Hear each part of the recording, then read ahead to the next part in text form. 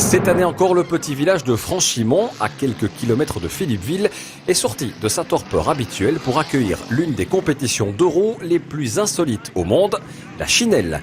Un circuit de 7 km tracé entre champs et bois et parcouru durant 12 heures par les équipages engagés. C'est une course unique dans le monde, il n'y en a pas d'autre. C'est le deuxième plus grand enduro en Europe. Donc gagner la Chinelle, c'est gagner comme une étape du Tour de France. Et pour les importateurs, gagner la Chinelle avec la moto, c'est fiabilité au niveau de la marque. Ça fait monter les ventes de motos. Donc c'est vraiment une course mythique, on peut vraiment le dire, c'est mythique. Avec une météo très sèche, les machines et les pilotes ont littéralement mordu la poussière. Après 12 heures d'efforts et bien plus encore de préparation, la Chinelle a livré ses gagnants sur le coup de midi ce dimanche. Le trio Martens, Carpentier, Kremer remporte l'édition 2018 de la course sur une moto du team Andonnais Zone Rouge associée au Montois de MX Action. Avec les conditions qu'on a eues, c'est vrai que c'était assez dangereux et assez difficile. Le circuit était très cassant. La différence, c'est quoi? C'est la mécanique qui était plus fiable aujourd'hui? Ouais, la mécanique a été très fiable, la moto a super bien fonctionné et je pense que tout le team a été fiable aujourd'hui. Donc je pense que la victoire, on l'en a vraiment à tout le team. C'était l'objectif ou c'est vraiment inespéré cette victoire? Ah non, c'était l'objectif. C'était clair qu'on voulait cette victoire. La bataille fut plus intense pour la deuxième place entre les deux Husqvarna d'usine. La marque suédoise avait d'ailleurs proposé un guidon à un grand nom belge de la moto. Steve Ramon, ancien champion du monde de motocross, termine 3e d'une épreuve qu'il découvrait côté piste.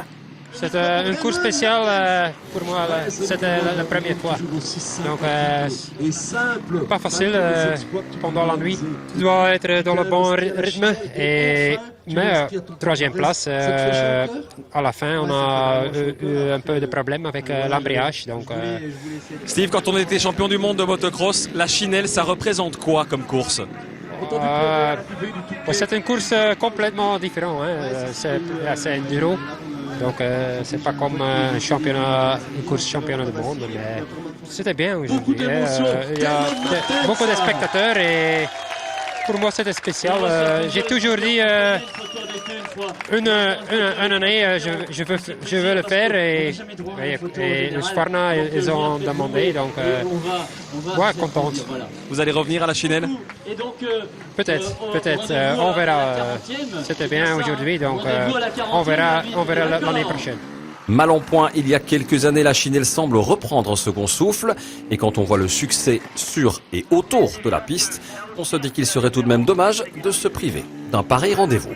Moi j'avais dit que c'était une édition importante. Parce que l'année passée, c'était une première fois une entrée payante. Malgré tout, on n'a pas rentré dans nos frais parce que la météo n'a pas joué avec nous l'année dernière. Et j'avais dit, j'aurais bien voulu avoir une Chinelle avec les bons ingrédients, avec l'entrée payante, pour voir un peu ce que ça donne et voir si les réglages sont bien faits pour continuer cette Chinelle. Et ici on fera les comptes, mais j'espère, De toute façon, j'ai dit que la 40e, quoi qu'il arrive, on la fera. Il faut faire la 40e. Et on a déjà plein d'idées pour faire une belle Chinelle 40e avec pas mal de surprises et faire vraiment une 40e qui va marquer le coup de l'histoire de la Chinelle. Quoi les idées? Ça on les garde, on ne va pas les sortir tout de suite.